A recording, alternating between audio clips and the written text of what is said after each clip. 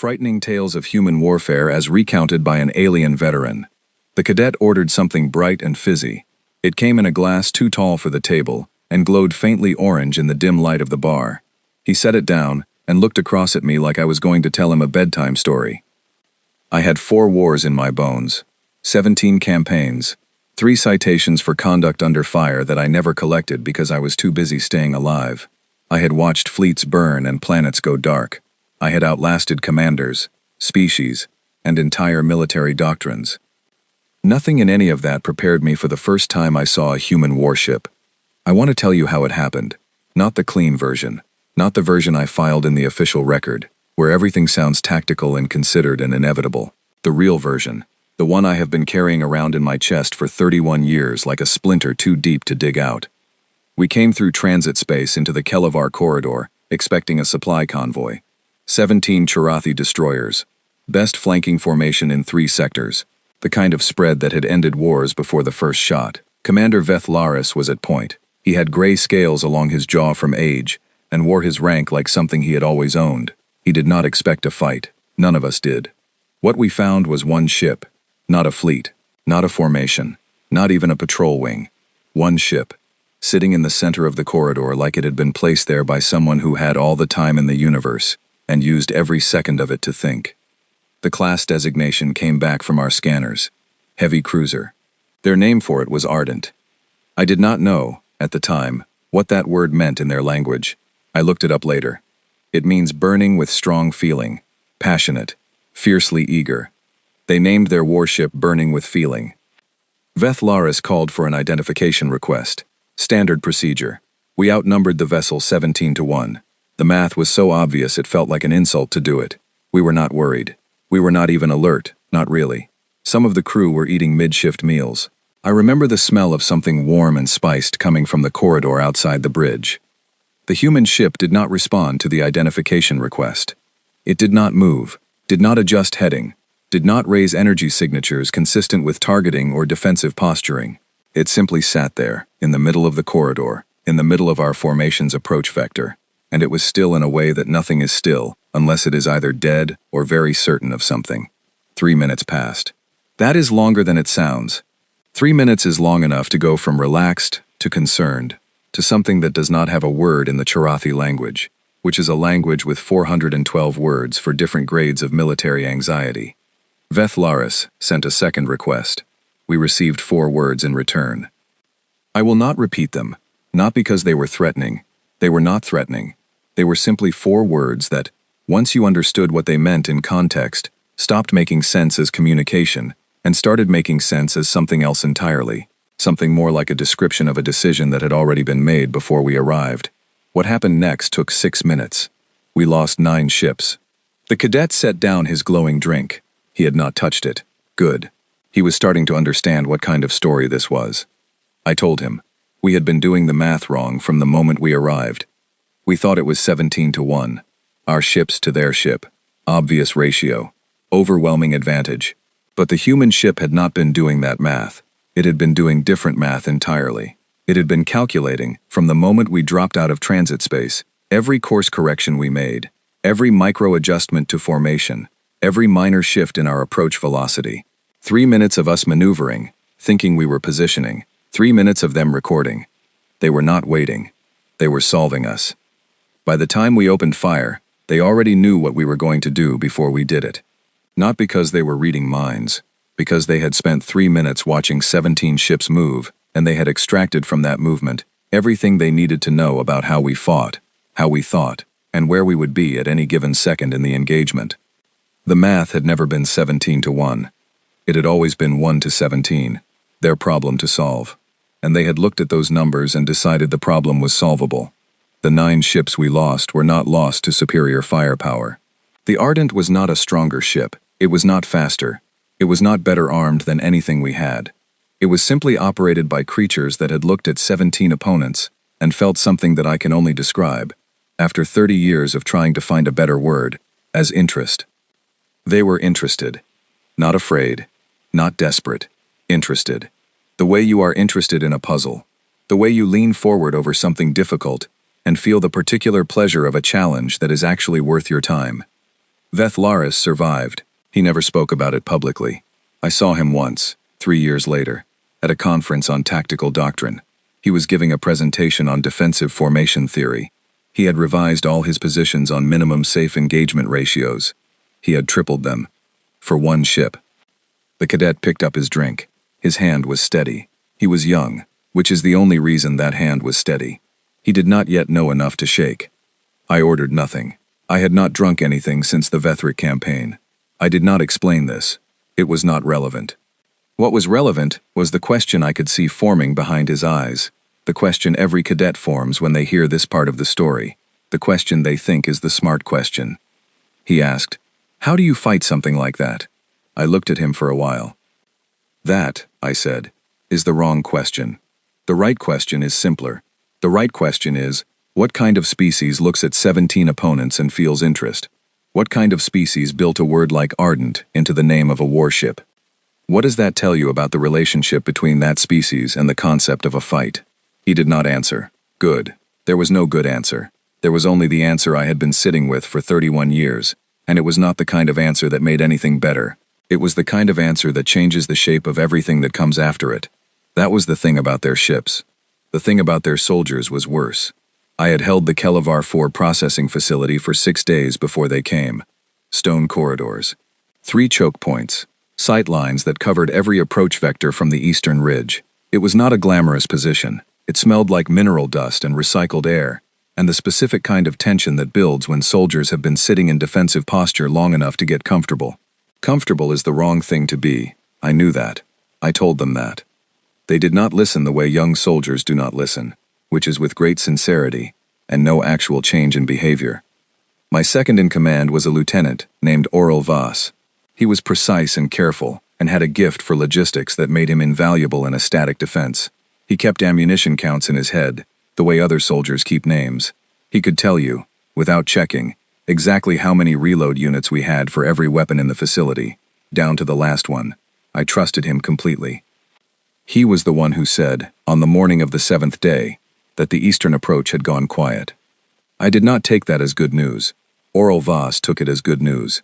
He said it in the tone of someone who has been listening to noise for 6 days and has just gotten a break from it. I recognized the tone. I had used it myself in earlier campaigns, before I learned what silence from a human position actually meant. It did not mean they had retreated. It meant they had stopped telling us where they were. For 3 hours they had been probing the eastern choke point, not pressing hard, not committing to a push, just touching the position, withdrawing, touching it again from a slightly different angle, withdrawing, learning. My soldiers had called it timid. They had laughed about it in the way soldiers laugh when they need the release. I let them laugh. Morale matters. But I did not laugh myself. I had fought humans twice before, in smaller engagements, and I had noticed that they probed the way a surgeon probes. Not aggression, information gathering. They were building a map of us, of how we responded, where we shifted weight, which positions we reinforced under pressure. Then the probing stopped. 20 minutes of silence. Complete. Absolute. The kind of silence that is not the absence of sound but the presence of something holding its breath. Oral Voss said, "Perhaps they have retreated." The western wall came down. Not the western choke point. Not the secondary approach. The wall itself. 200 meters of reinforced stone processing facility exterior. Gone. In a single event. Not an explosion. Not the way we used explosives. Not a dramatic rolling detonation. A precise, catastrophic structural removal. Like something had decided that wall was an inconvenient idea and addressed the inconvenience. The dust was still moving when they came through it. This is the part that breaks when I try to put it into words. Not because I do not remember it. I remember it with a clarity that I have not managed to apply to any other memory in 31 years. I remember the exact angle of the light through the dust. I remember what Oral Voss said, which was nothing, because he had no words for what he was seeing either. I remember the way they moved. I need you to understand something about movement. Every species moves in a way that reflects its relationship to danger. Chorathi soldiers, under fire, move in tight, disciplined patterns. Controlled. Efficient. The body does what the training says, and the training was built over centuries of working out how to not die. We move like we are trying to solve a geometry problem where the wrong answer gets us killed. The humans did not move like that. It was not that they were faster, though some of them were. It was not that they were larger, though some of them were. It was the quality of the movement. The relationship the movement had to the concept of cover. They used cover, yes. They moved between positions, yes. They did all the things that trained soldiers do. But underneath all of that, underneath the tactics and the positioning and the technical discipline, there was something else. Something in the movement that I could see and could not name, and have spent 3 decades trying to name, and have only gotten close to it twice. The closest I have come is this. They moved like the dying was someone else's problem. Not recklessly, not carelessly, not like soldiers who do not value their lives, like soldiers who had already accounted for the cost and decided the cost was acceptable, and then moved forward without the weight of that decision slowing them down. We slow down for that weight. Every species I have ever fought slows down for that weight. It is the weight of mortality, of the awareness that the next second might be the last, and it pulls on the body like gravity. The humans had put that weight down somewhere before they came through the wall. I do not know where. I have never found out where. My soldiers were good. I want to say that clearly. Oral Voss ran a tight position. The response to the western breach was fast and organized, and for approximately 4 minutes we held the interior line without meaningful loss. 4 minutes is a long time in that kind of situation. My soldiers were not failing. They were doing everything right. Then Private Declan Howe heard it. He was positioned at the secondary interior barricade, northeast corner, with a clear line on the main breach approach. Young soldier, quiet type, the kind that keeps his head down and does his job and you only notice because things in his section always go smoothly. He had been in 7 engagements before Kelevar 4th. He stopped firing. Not because he ran out of ammunition, not because he was hit. He stopped because he heard something, and the hearing of it disconnected some wire in his processing that had previously been keeping him in the fight. I heard it a second later. A voice. Human.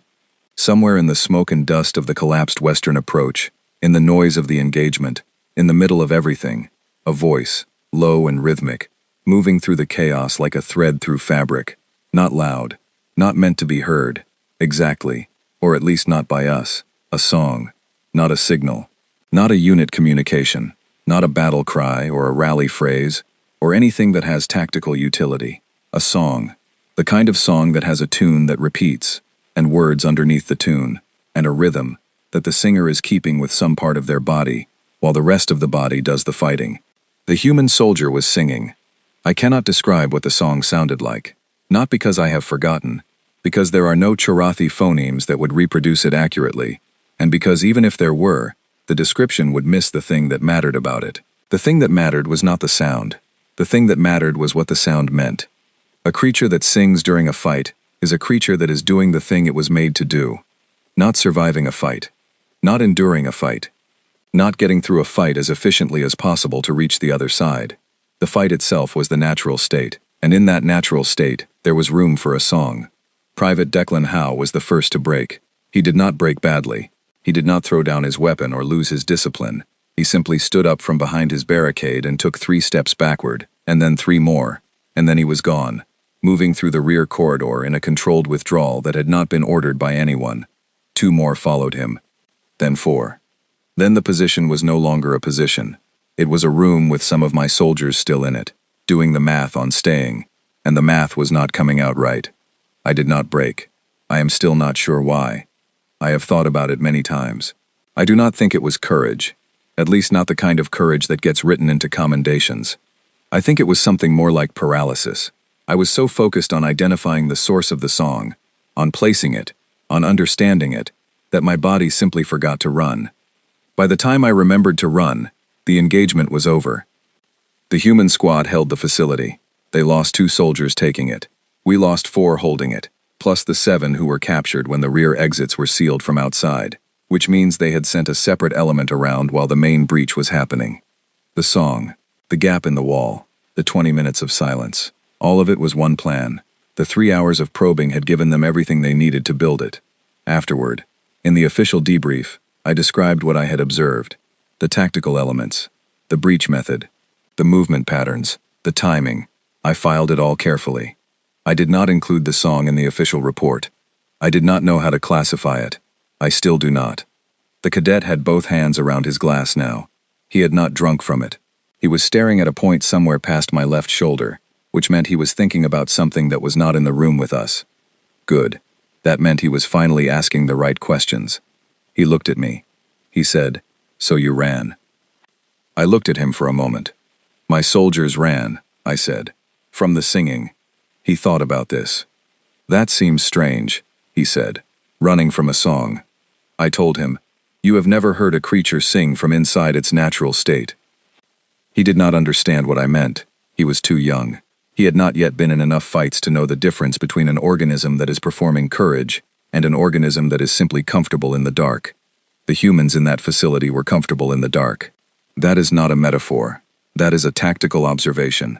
They operated at full effectiveness in conditions of low visibility, high noise, structural chaos, and active resistance. Not because they had better equipment for it, though their equipment was good. Because they had a relationship with darkness and chaos that was not adversarial. They did not fight against the chaos of a collapsing building and a contested interior. They used it, like it was weather, like it was just the conditions of the place, and you worked with the conditions you had. My soldiers had trained for optimal conditions with acceptable deviations. The humans had trained for the worst imaginable conditions as a starting point.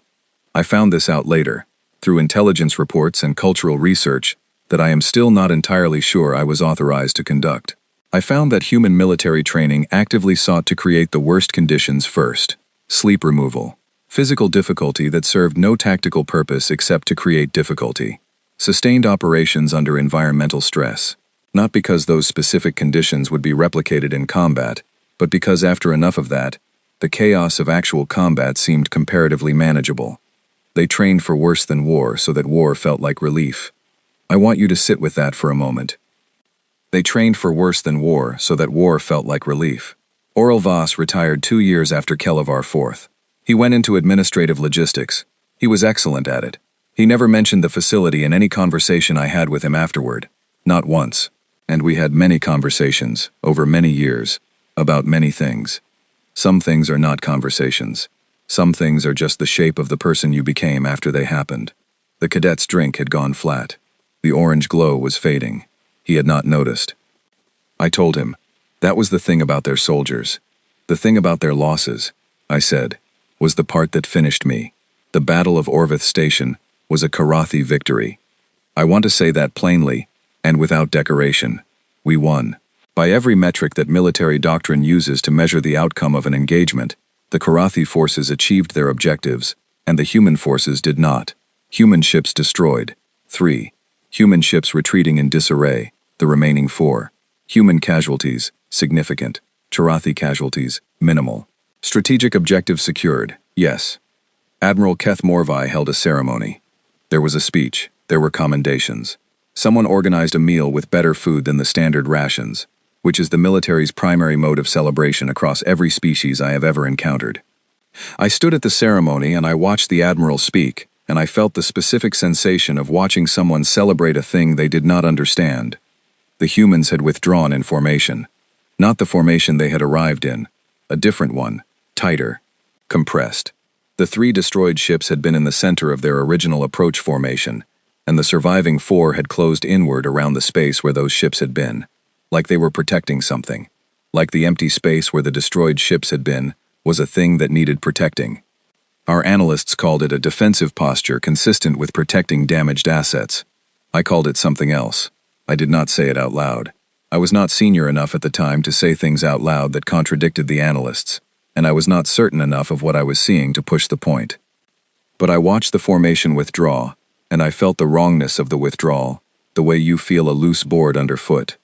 Not enough to fall through, enough to know the floor is not what you thought it was. 3 weeks later, they came back. More ships than before. Not overwhelming numbers, not the kind of reinforcement that signals a change in strategic priority, just more. Enough more to make the point. They did not come back to Orvith Station. They came back to the location in space where the battle had happened, to the specific coordinates where their 3 ships had been destroyed. My intelligence officer said, "This is an emotional decision. They are coming back to the site of their defeat because their psychology requires it. This is a vulnerability. They are operating on grief rather than strategy." I did not say anything. I watched the formation drop out of transit at those exact coordinates. Watch the 4 surviving ships from the original engagement, now accompanied by reinforcements, hold position in that specific location. Not near it. Not in the general area. At it. The precise mathematical point. They stayed there for 40 minutes. This is what I could not classify. This is what I could not fit into any tactical framework I had been given. I had been trained to analyze military behavior in terms of objectives, resources, and outcomes. 40 minutes of holding position at a tactically worthless location in open space, with no cover and no strategic value. 3 weeks after a battle you lost there. There was no tactical analysis that produced that behavior. What I knew about humans, by that point, was enough to make me watch very carefully. They were not mourning. I knew what mourning looked like. I had seen it in humans before, at a distance, in cultural recordings and intelligence briefs. Mourning was a particular quality of stillness, inward, quiet. This was not that. This was outward, active. There was something in the formation, in the way the ships held their positions, that was directional, like they were facing something. Like the empty space where their ships had burned was a specific thing to be faced, acknowledged, and addressed. Like they were marking the location. Not memorializing it, marking it. The difference is important. A memorial says, this is where something ended. A mark says, this is where something began. 40 minutes. Then they moved. They did not move to the station. They moved through the debris field left by the 3 destroyed ships. Through it, not around it. Slowly, in a way that had no tactical reason to be slow. The speed of something that is looking. The speed of something that is looking and finding what it came to find. Then they accelerated toward Orvith Station. They took it back in 9 hours. Not because they were stronger. Not because they had more ships. Because they had spent 40 minutes in the place where their dead were, and had come out of that 40 minutes with something that my entire victory ceremony had not given me. We had been celebrating winning a battle. They had been getting ready to fight a different war. This is the part I need you to understand, because this is the part that changes how you see everything that came before it. The tactical elements, the formation, the movement, the singing in the dark. All of that is terrifying in its own way, but it is at least classifiable. It fits into categories. Unusual categories, difficult categories, but categories. What happened at Orvith Station did not fit into a category. Because I realized, watching those ships move through the debris field, that we had been fighting the wrong enemy the entire time. Not wrong as in we had misidentified them. Wrong as in we had misunderstood what we were actually in conflict with. We were fighting for Orvith Station, the strategic asset, the transit junction, the logical, valuable, defensible, worthwhile objective that the mathematics of territorial expansion said was worth fighting over. They were not. They had never been. They were fighting for the 3 ships that burned there, for the crew members aboard those ships, for the specific, irreplaceable, non-transferable fact of those particular lives in that particular place. We were fighting for a resource. They were fighting for a reason. Those are not the same war. Only one of those wars has an ending. A resource war ends when the resource changes hands or is destroyed or loses value. There are exit conditions. There are terms. There are circumstances under which the parties sit down and agree that the fighting has produced an outcome, and the outcome is acceptable and they stop. A war fought for the dead does not have exit conditions. I had never been taught to fight that kind of war.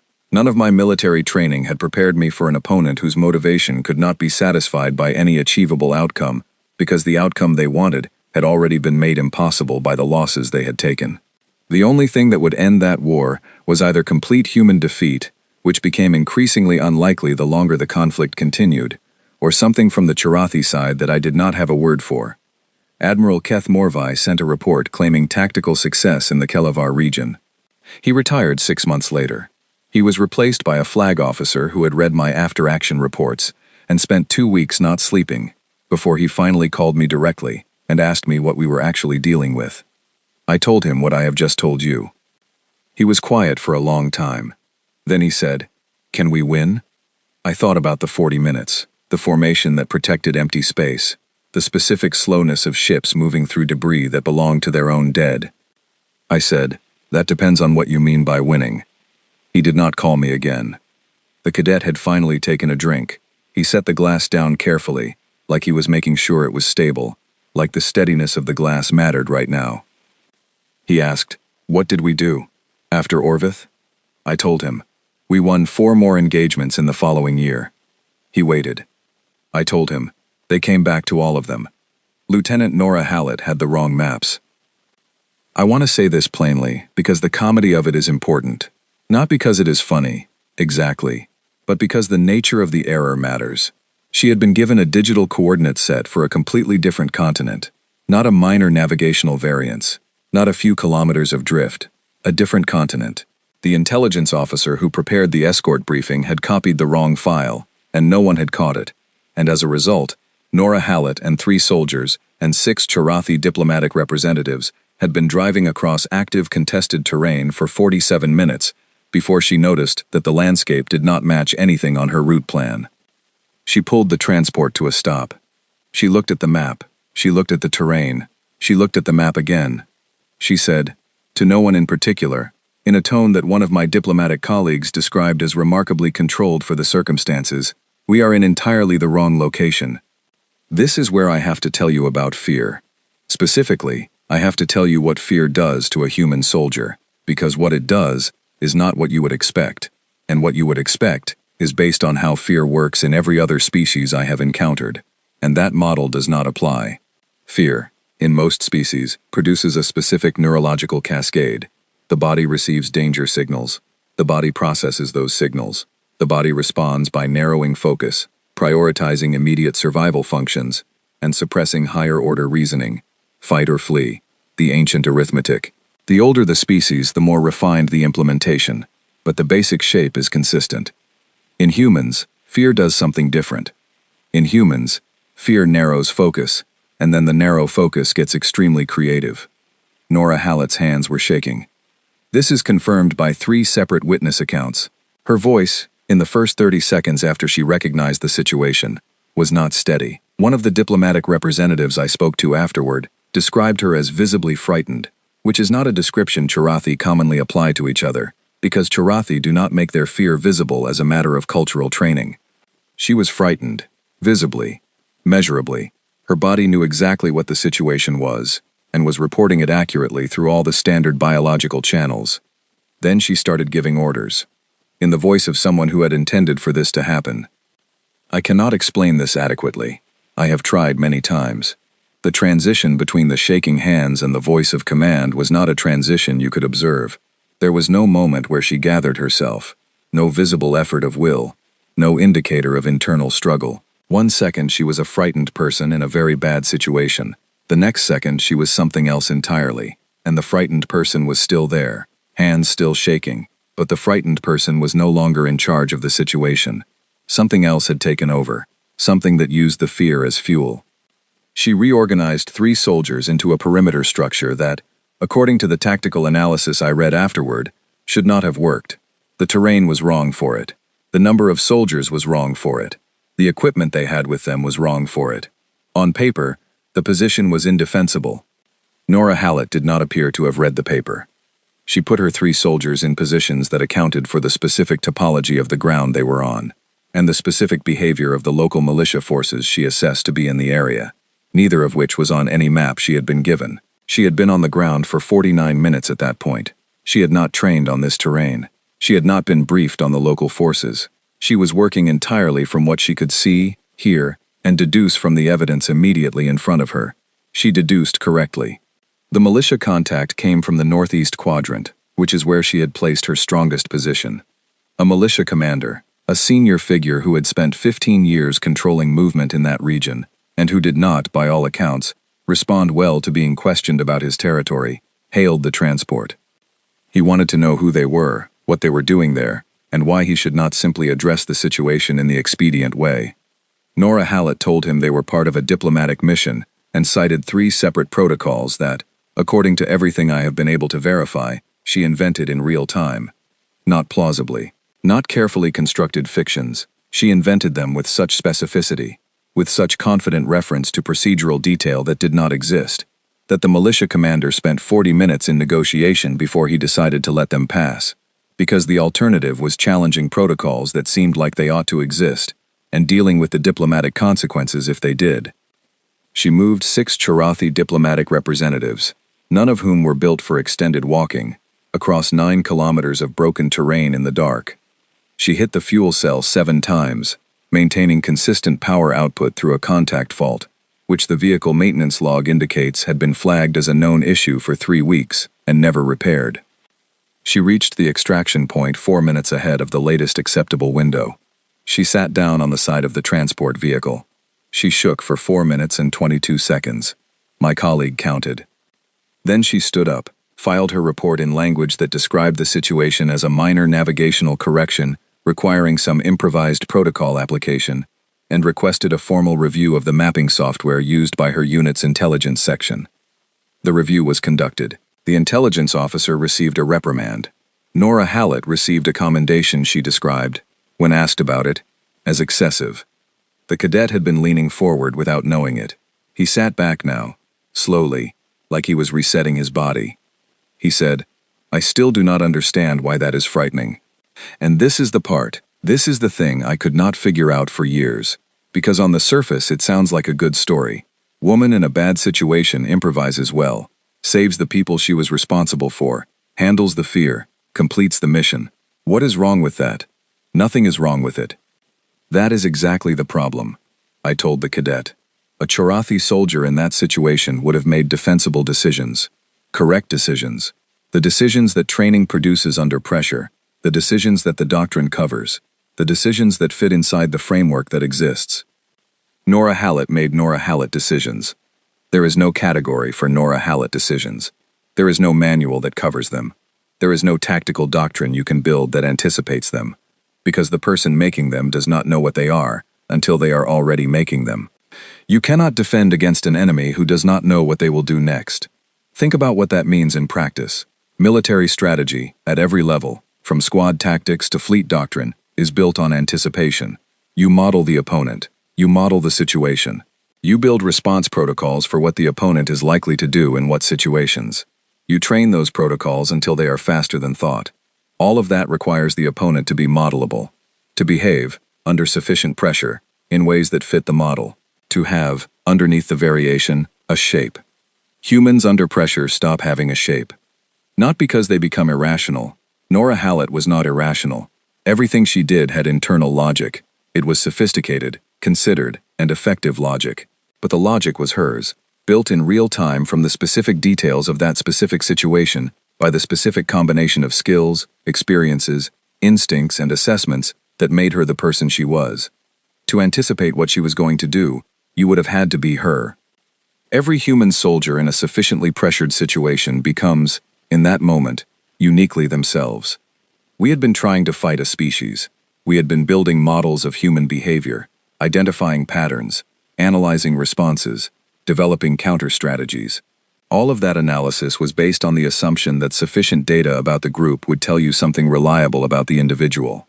In every other species we had encountered, that was true. In humans, fear burned the group away and left the individual. And every individual was different. I have thought about Nora Hallett many times, not because her story is the most dramatic one, not because the stakes were the highest, because of the 4 minutes and 22 seconds. She shook for 4 minutes and 22 seconds. And then she stood up. The shaking did not stop because she had resolved the fear, or processed it, or overcome it in some way that made it no longer present. The fear was still there. It remained. It was simply no longer relevant to what came next. She filed an accurate report. She requested a procedural review. She had a problem that needed solving, and she solved it. And the fear was a thing that happened in the middle of that, the same way weather is a thing that happens in the middle of a journey. You do not stop the journey because of weather. You get wet, you keep going. This is the part that broke something in me, not the courage. I have seen courage. Courage is a thing I understand, a thing I have measured and studied and observed in many species. Courage is the overcoming of fear, the pushing through of fear, the choosing of the objective despite the cost of the fear. Nora Hallett did not overcome her fear. She included it. The fear was part of the equipment, the same way the transport and the 3 soldiers and the improvised protocols and the 7 hits to the fuel cell were part of the equipment. She used everything available. The cadet was quiet for a long time. "That," he said eventually, "is the most frightening thing you have told me." "Yes," I said. He thought about it. "Why?" he said. Because you cannot take it from them, I said. You cannot eliminate the fear and leave them weakened. You cannot increase the fear and leave them paralyzed. The fear is not a weakness to be exploited. It is a resource they have learned to spend. He stared at the table. And some of them, I said, have learned to spend it very, very well. I stood up. The bar was nearly empty. Someone had turned off the orange light over the counter. It felt later than it was. The cadet looked up. Is there more? He asked. There is always more, I said. But the last part is not a story about a battle. It is a story about a word. And a word is sometimes worse than a fleet. I spent 3 years after Kelevar studying humans. Not militarily. I want to be clear about that. I had access to the military intelligence. I had the tactical analyses, the after-action reports, the engagement modeling, all of it. I read all of it. I went to briefings where very senior officers presented very sophisticated frameworks for understanding human combat behavior, frameworks that were technically impressive and practically limited, and I listened to all of them. I was doing something else in the evenings. I was reading their history. I want to explain what I mean by their history, because it is not quite like any other species' history I have studied. Every intelligent species has a history. The Charathi have thousands of years of recorded military, cultural, and political development. The Vethric have archives that span longer than the Karathi language has existed. History is not unusual. What was unusual about human history was the volume of it. The sheer, unmanageable, overflowing volume. They had been writing things down for a long time, not just significant things, not just the things that mattered to governance or military doctrine or scientific advancement. Everything. Personal accounts, letters, private reflections, arguments between people who had been dead for centuries, preserved because someone thought the argument was worth keeping. Songs, which I knew about already, and tried to approach with professional detachment, and mostly failed at.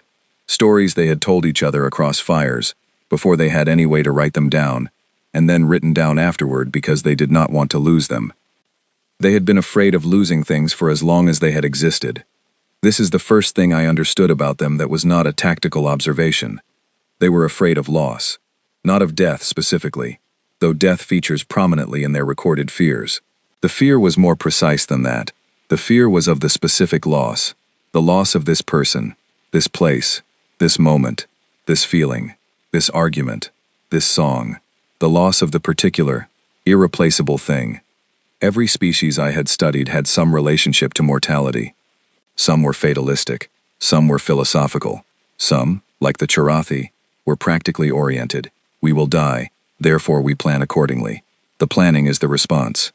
Humans were not fatalistic. They were not philosophical, not primarily. They were, as far as I could determine from 30 years of reading and watching, perpetually, specifically grief-stricken about the impermanence of things. And from that grief, they built. They built to last. Not because they thought things could last forever, because lasting longer than the natural duration was a form of defiance. Everything they built was a defiance of impermanence. The records, the histories, the songs, the names written on stone, the careful preservation of a letter between two people that no one living had ever met. Look at us, the letter said. We were here. And then I found the phrase. Not in one place, in hundreds of places, across thousands of years, in more languages than I had time to catalog. The same idea, expressed differently in every iteration, but underneath the variation, the same structure. I have translated it as best I can. The correct response to knowing you will die and everything you love will end is to do the thing anyway, not despite the ending, because of it. I sat with this for a long time. The ending, in this framework, was not an obstacle. It was not a tragedy to be mitigated, or a problem to be solved. It was the mechanism that gave everything value. A thing that never ended would be infinite, and infinity has no weight. It cannot be held. It cannot be lost. And things that cannot be lost do not matter in the way that mortal things matter. Humans built value from loss. They extracted meaning from impermanence, the same way they extracted motion from entropy, which is a thing they are also very good at. They looked at the fact of ending and said, yes. Good, this means it counts. I went back to the tactical analyses with this in the back of my mind. I reread the engagement reports. I looked at the formation at Orvith Station, the 40 minutes in the debris field. I thought about the song in the smoke of Kelevar 4. I thought about Nora Hallett shaking for 4 minutes and 22 seconds and then standing up. Everything I had seen as frightening was the same thing, in different forms. They were always acting as though the moment mattered, because to them, it did. Specifically, irreplaceably. This moment, this fight, this person standing next to them, this enemy in front of them, all of it weighted with the full significance of impermanence. All of it real, in a way that things are only real when they can be lost. The song was real, because the moment was real. The formation in the debris field was real, because the people were real. Nora Hallett's 4 minutes of shaking was real, because the fear was real, and real things are worth feeling. They were the most present species I had ever encountered. Not philosophically present, not as a spiritual achievement, but physically, operationally, tactically present.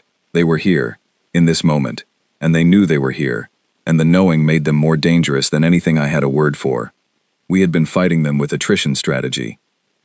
This is the standard approach to a militarily effective opponent. You make the cost of continuing the conflict exceed the value of the strategic objective.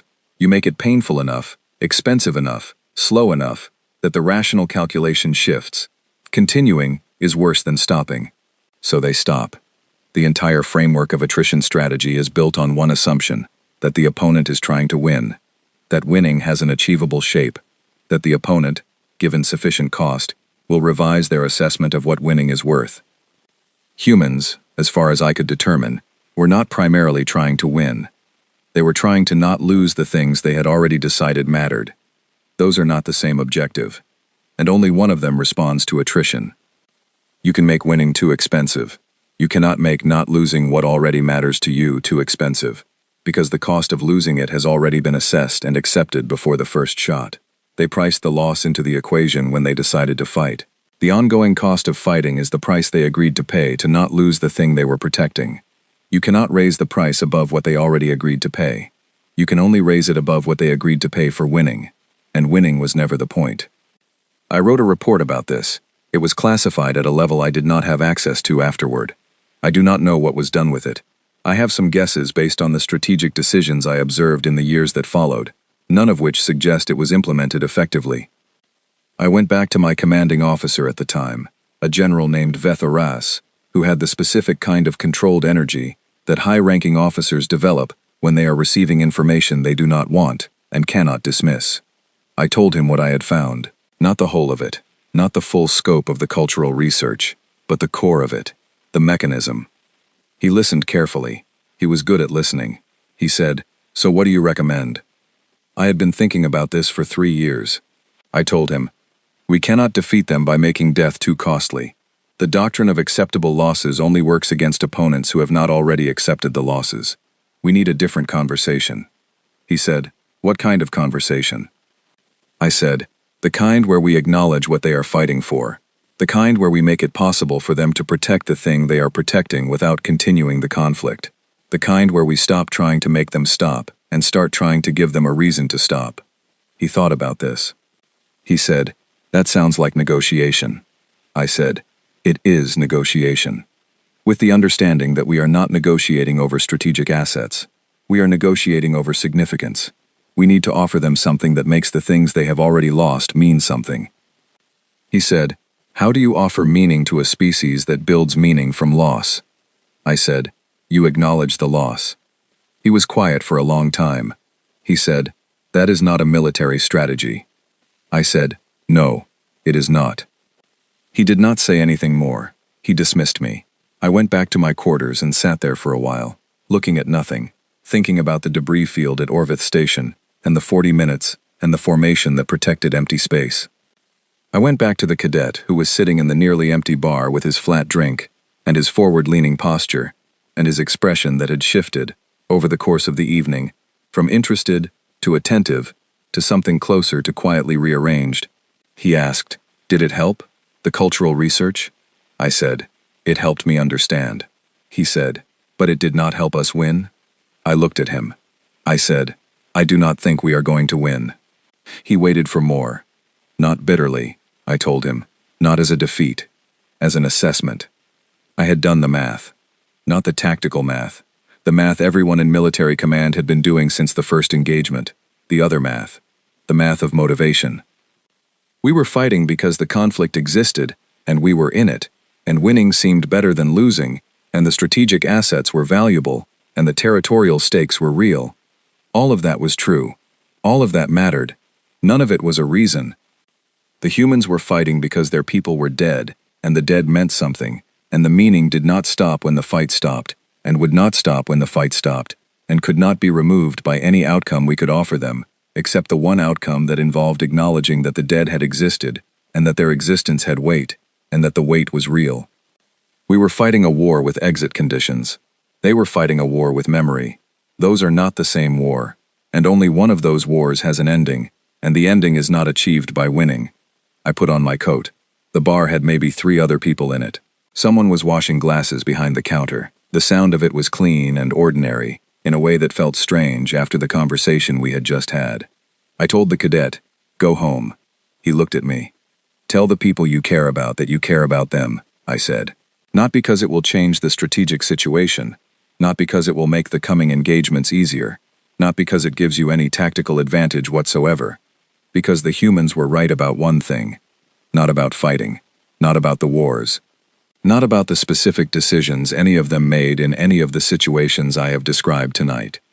They were right about the weight of the specific, mortal, impermanent, irreplaceable moment. This one, right here, the bar, the flat drink, your face, which I will probably not see again because I do not have many evenings left and I spend them carefully. This is the thing that counts, not because it lasts, because it does not." I walked to the door. I stopped. I did not turn around. "The most frightening thing about humans," I said, "is not their ships or their soldiers, or the way they come back for what they have lost. It is that they are correct. About all of it." The door opened.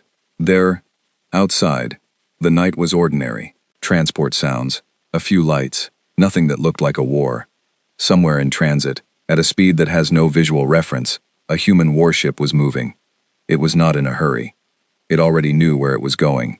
It always did. End.